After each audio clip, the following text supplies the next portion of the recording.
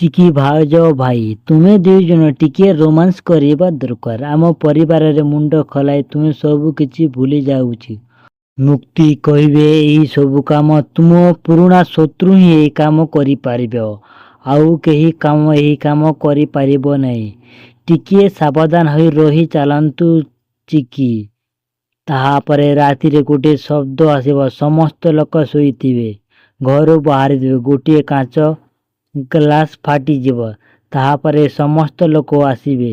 ନିଶା ତାର ମୁଣ୍ଡରେ ରକ୍ତ ବାହାରିବ। ନିଶା କହିବ ମୁଁ ମା ହେବାକୁ ଯାଉଛି। ଏହି କଥା କହି ରହିବି ଓ ଶୋଇଯିବେ। ସତରେ କ'ଣ ନିଶା ମା ହେବାକୁ ଯାଉଛି?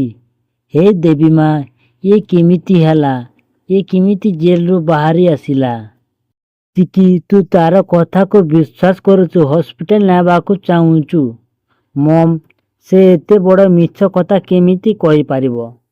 ଚିକି ସେ କଥାକୁ ମିଛ କହିବାରେ ତୁ କାହିଁକି ସତ ଭାବି ନେଉଛୁ? ସେ ଗୋଟିଏ ଝିଅ। ଜେଜେମା ମୁଁ ବି ଜାଣିଛି ସେ ଗୋଟିଏ ବଡ଼ ଅପରାଧୀ। ସେ ଆମ ପରିବାର ପାଇଁ ବହୁତ ବଡ଼ ଭୁଲ କରିଛି। ସେ ଦେଖନ୍ତୁ ଜେଜେମା, ରହି ଭୁଲ କରିଛି ମୁଁ ମାନୁଅଛି। ହେଲେ ଏତେ ବଡ଼ ଭୁଲ ଆମେ କରିପାରିବା ନାହିଁ। ଆମେ ଅଗସ୍ତି ପରିବାର ବଦନାମ ହେବ। ସମସ୍ତେ ଟିକେ ବୁଝିବାକୁ ଚେଷ୍ଟା କର। ଇଂଲିଶ ମିଡ଼ିୟମ, ତୁମେ ଜଲ୍ଦି ଡକ୍ଟରକୁ ଫୋନ କର।